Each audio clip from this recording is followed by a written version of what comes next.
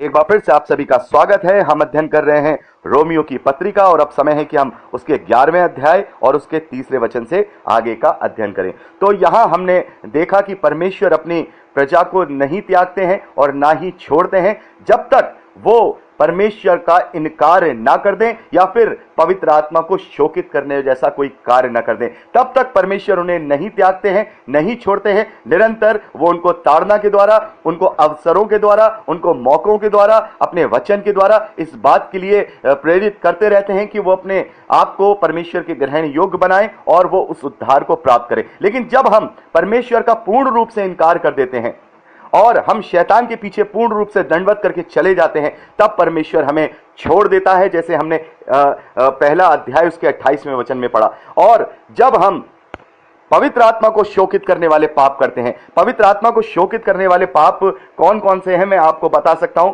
मैं इनको कोई डिफाइन नहीं कर रहा हूं, लेकिन हाँ, जब हम देह के विरोध में करते हैं, क्योंकि हम पवित्र आत्मा का मंदिर कहे जाते हैं और पवित्र आत्मा हमें वास करता है, हमारे साथ रहता है, और जब हम इस तरीके के कोई कार्य करते हैं जिससे उस देह के द्वारा पवित्र आत्मा को शोक हो, वो पवित्र आत्मा की निंदा है। जैसे कि हम कह सकते हैं किसी की हत्या कर देना, चोरी करना, या किसी के विरोध में झूठी गवाही देना, या फिर व्यभिचार करना, या फिर किसी को धोखा देना। इस प्रकार के जो क्राइम टाइप के, जो क्रिमिनल टाइप के जो कार्य हैं, जो परमेश्वर की दृष्टि में ही नहीं बल्कि इस समाज की दृष्टि में भी घृणित है, जैसे बलात्कार है और डकैती डालना, ये सारी चीजें जो हैं, जो पवित्र आत्मा के मंदिर होते हुए हम अगर वो करेंगे, तो इसका मतलब यह है कि हमने पवित्र आत्मा को शोकित किया है, हमने पवित्र आत्मा की विरोध में निंदा का कार्य किया है। और इस विषय में प्रभु हमसे कह चुके हैं कि ये जो तुम जो पाप करते हो, जो अगर तुम पवित्र आत्मा के निंदा का पाप करोगे, तो वो पाप तुम्हारा ना तो इस लोक में ना ही परलोक में क्षमा किया जाएगा, यानी ये पाप क्षमा नहीं होगा।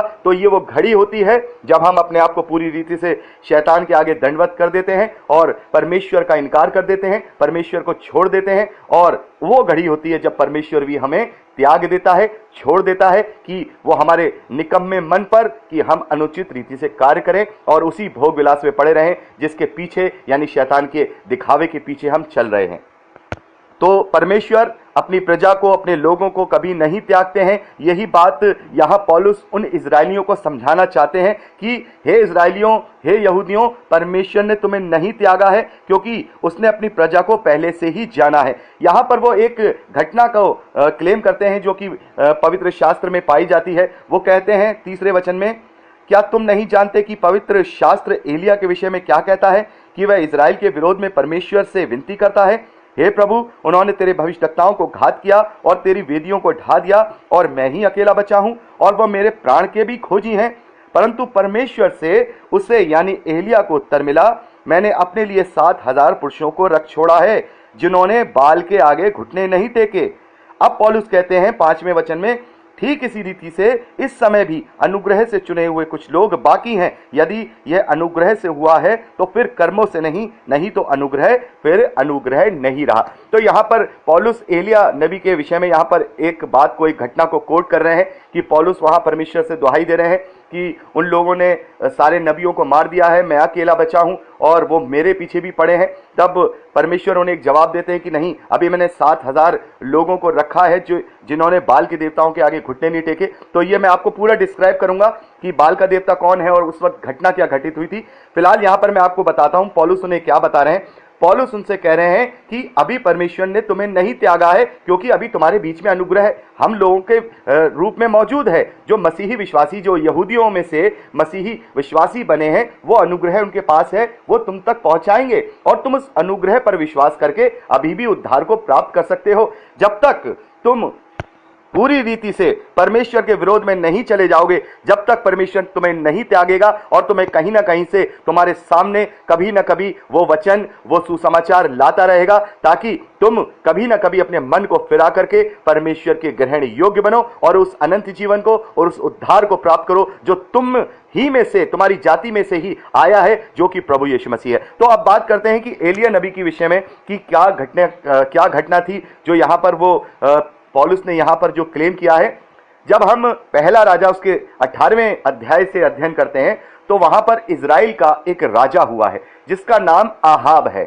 वो जो राजा है, वो आहाब, वो बहुत ही परमेश्वर के विरोध में कार्य करने वाला है। तो वो यहूदी है, तो वो इजरायली, इजराइल का राजा है, लेकिन फिर भी वो परमेश्वर के विरोध में व्यवस्था पर ना चलने वाला राजा है। उसने क्या किया, एक अन्य जाति की स्त्री जिसका नाम इजाबेल है, वो बाल देवता की बहुत बड़ी पुजारिन है, उसके साथ विवाह किया। और ये बाल देवता कौन है? ये अन्य जातियों में एक बहुत बड़ा देवता उस समय माना जाता था, जिसे हम मूर्ति कहते हैं, एक पशु की तरह उसकी मूर्ति है, एक सिंहासन पे बैठी हुई मूर्ति जो पशु की तरह दिखती है। ये वो उनका बाल देवता था जिसका नाम बाल था।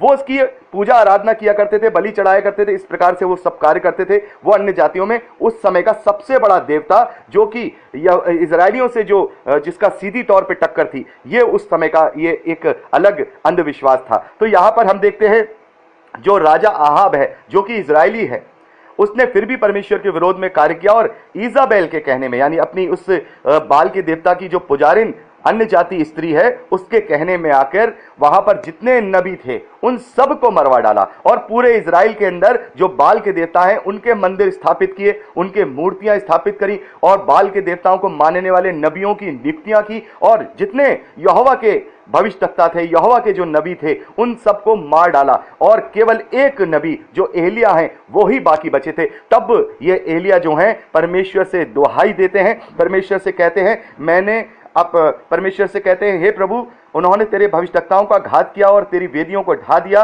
और मैं ही अकेला बचा हूं और वे मेरे प्राण के भी खोजी हैं। तो यानी कि ये वो समय था जब पूरी रीति से इजराइल देश में पूरी रीति से परमेश्वर के वचन को, परमेश्वर की वाचा को निस्तानाबूद कर दिया जा रहा था, उसकी वेदियों को ढाया जा रहा था, उसके भविष्यवक्ताओं को घात किया जा रहा था और लोग बाल के देवताओं के आगे घुटने टेककर उसे ही अपना परमेश्वर मानने लगे थे। तो वहां पर कहते हैं कि अब मैं अकेला बचा हूं।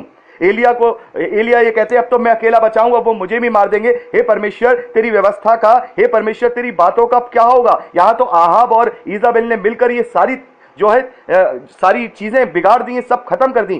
तब परमेश्वर देखो वहां पर क्या कहते हैं। परमेश्वर जो एलिया है उनको जवाब देते हैं। परमेश्वर कहते हैं, मैंने अपने लिए 7,000 पुरुषों को अभी रख छोड़ा है, तुझको नहीं पता है। 7,000 लोगों को मैंने अभी रख छोड़ा है जिन्होंने अभी बाल के आगे घुटने नहीं टेके हैं। यानी कि यहां पर पौलुस जो है उन्हें बताना चाहते हैं कि जिस प्रकार से परमेश्वर ने 7,000 लोगों को, थोड़े से लोगों को भी वहां पे रखा है, वो वहां पर उस इजरायली जाति को वापस बहाल कर देंगे। उन लोगों को वापस, वो इजरायली जाति जो भटक गई है उसको सुधार लेंगे। यानी कि उनके लिए वो अनुग्रह थोड़े से लोगों का परमेश्वर ने बचा के रखा है, क्योंकि परमेश्वर ने अपनी इजरायली जाति को अभी तक त्यागा नहीं था, वहां भी नहीं त्यागा था।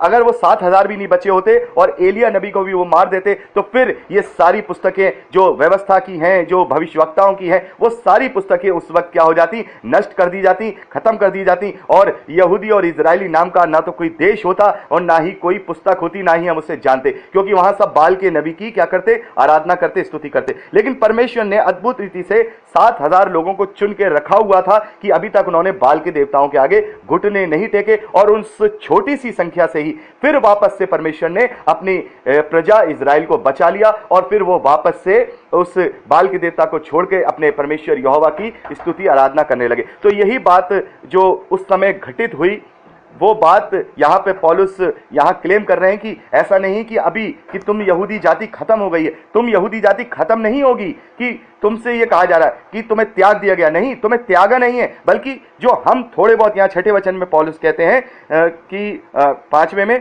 ठीक इसी रीति से इस समय भी अनुग्रह से चुने हुए कुछ लोग बाकी हैं। यानी पौलुस अपने और अपने उन यहूदी भाइयों के विषय में कह रहे हैं जिन्होंने मसीह को पहचान कर अपना उद्धारकर्ता ग्रहण कर लिया है, कि अभी बचे हुए लोग हैं जिससे तुम अनुग्रह उद्धार प्राप्त कर सकते हो। अभी हम उन लोगों में, जैसे उन 7,000 लोगों ने उस इजरायली जाति को बचाया, उसको बढ़ाया, वैसे ही हम भी उस अनुग्रह को, उद्धार को बढ़ाएंगे। इजरायली जाति खत्म नहीं होगी, बल्कि अब वो सच्चे अनुग्रह को और सच्चे उद्धार को मानेगी और उद्धार को प्राप्त करेगी।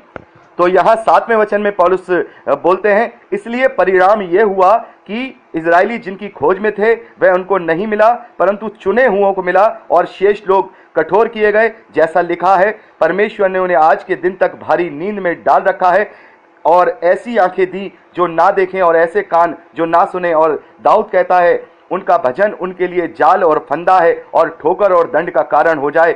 उनकी आंखों पर अंधेरा छा जाए ताकि ना देखें, और तू सदा उनकी पीठ को झुकाए रख।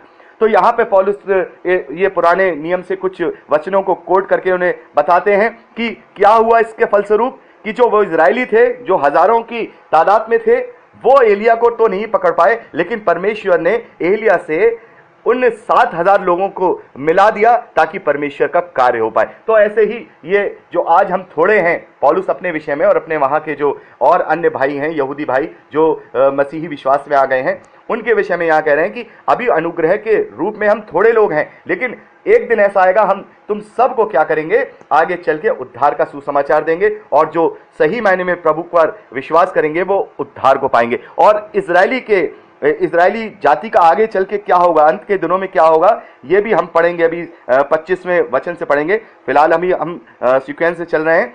तो यहाँ पर हम देखते हैं 11वें वचन में पौलुस कहते हैं, अतः मैं कहता हूँ क्या उन्होंने इसलिए ठोकर खाई कि गिर पड़े, कदापि नहीं, परंतु उनके गिरने के कारण अन्य जातियों को उद्धार मिला कि उन्हें जलन हो। इसलिए यदि उनका गिरना जगत के लिए धन, उनकी घटी अन्य जातियों के लिए संपत्ति का कारण हुआ, तो उनकी भरपूरी से क्या कुछ ना होगा। तो यहाँ पर हम देखते हैं कि तुम लोगों को क्या लगता है कि तुम लोगों को जो है तुम लोग जो गिर गए हो, जो तुम लोगों को गिराया गया है, वो इसलिए गिराया गया है कि अन्य जातियों का उद्धार हो, बल्कि नहीं, अन्य जातियों को इसलिए उद्धार दिया गया है ताकि तुम समझ पाओ कि सच्चा उद्धार क्या है। हम देखते हैं आज भी इजरायली, आज 2000 साल भी इजराइल के देश को हम देखते हैं जो अभी 1948 में गठित हुआ है। जब से नबूकदनेस्सर ने उसे उजाड़ा था तब से वो नहीं बस पाया था। उसके बाद ये आज 20वीं सदी में आकर के इजराइल राष्ट्र बन पाया है। हम देखते हैं कि कितना छोटा सा इजराइल है, एक छोटा सा देश है, और उस देश को सपोर्ट कौन करता है, वो मसीही विश्वासी करते हैं जो पूरी दुनिया में हैं। जो 40% के लगभग आबादी वाला जो मसीही विश्वासी लोग हैं, वो उस थोड़े से इजराइल को सपोर्ट करते हैं। किस आशा के साथ? क्योंकि वो परमेश्वर की चुनी हुई प्रजा है, कभी ना कभी तो परमेश्वर के लिए वो अपने मन को फिराएंगे, और ऐसा होगा, अंत के दिनों में ऐसा होगा। भी हम 25वें वचन से जब आगे पढ़ेंगे तो मैं आपको पूरी बात बताऊंगा। तो यहां पर पौलुस उनसे कहते हैं कि इसलिए नहीं हुआ, तुम्हारी ये सारी चीजें इसलिए नहीं गई कि अन्य जातियों को उद्धार मिले, बल्कि अन्य जातियों को उद्धार इसलिए मिला है कि तुम उनसे जलो, उनसे तुम कुड़ो, और कुड़ करके तुम सही मायने में उस उद्धार को पहचान कर सको, उस उद्धार को प्राप्त कर सको। तो हम देखते हैं कि बहुत सारे आज भी इजरायली ऐसे हैं जो मसीह के सुसमाचार को सुनते हैं, यहूदी ऐसे हैं जो प्रभु के पीछे चलने वाले हो गए हैं, लेकिन अभी भी उनमें से बहुत कुछ ऐसे कठोर हैं इजराइल में बसे हुए हैं, लेकिन उनका भी उद्धार होगा। वो भी एक दिन, जब तक पूरा जो अन्य जातियों में सुसमाचार नहीं फैल जाएगा और पूरी रीति से इजराइल जो मसीह विश्वास में नहीं आएगा, तब तक वो अंत की बातें पूरी नहीं होंगी। खैर, ये बातें आगे हम अध्ययन करेंगे। तो यहाँ पर हम देखते हैं कि हमने 12वें वचन तक इसका अध्ययन कर लिया है, और अब आगे हम 13वें वचन से लेकर के आगे तक का अध्ययन अगली रिकॉर्डिंग में करेंगे। प्रभु आपको बहुत आयत की आशीष दे। Praise the Lord.